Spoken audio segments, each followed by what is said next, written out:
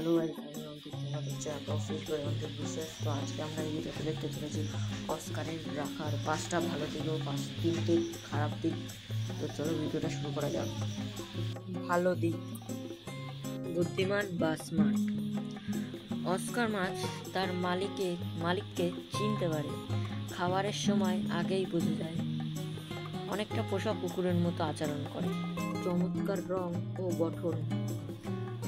Oscar মাছের গায়ের রং, pattern আর শরীরের গঠন অনেকটা আকর্ষণীয়, অ্যাকুরিয়ামের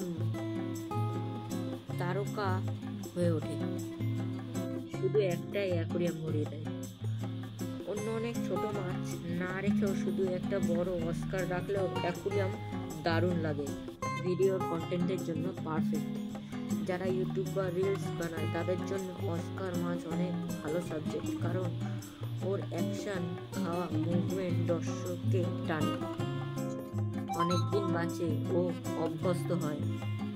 সঠিক যত্নে অস্কার মাছ 10 থেকে 15 বছর পর্যন্ত বাঁচতে পারে এবং মালিকের সঙ্গে অভ্যস্ত হয়ে যায়। অস্কার মাছের 3টি খারাপ দিক। এগ্রেসিভ। অস্কার অনেক সময় অন্য মাছকে আক্রমণ করে এবং একসঙ্গে রাখা কঠিন। অনেক বেশি খায় ও ময়লা করে।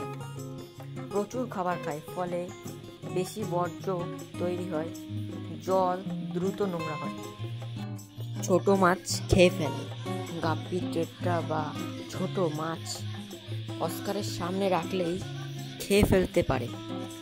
তো এই ছিল অস্কার মাছের কিছু ভালো দিক আর কিছু খারাপ দিক। এই তোমার সিদ্ধান্ত, তুমি অস্কার মাছ রাখতে চাও কিনা। তোমার যদি অস্কার মাছের সম্পর্কে কোনো প্রশ্ন থাকে নিচে কমেন্টে জানাও, আর চেষ্টা করব আমি উত্তর দিতে। আর এমন ইন্টারেস্টিং ও ইনফরমেটিভ ভিডিও পেতে চাইলে subscribe Aqua Friend by Antik Biswas চ্যানেলটিকে সাবস্ক্রাইব করতে ভুলো না।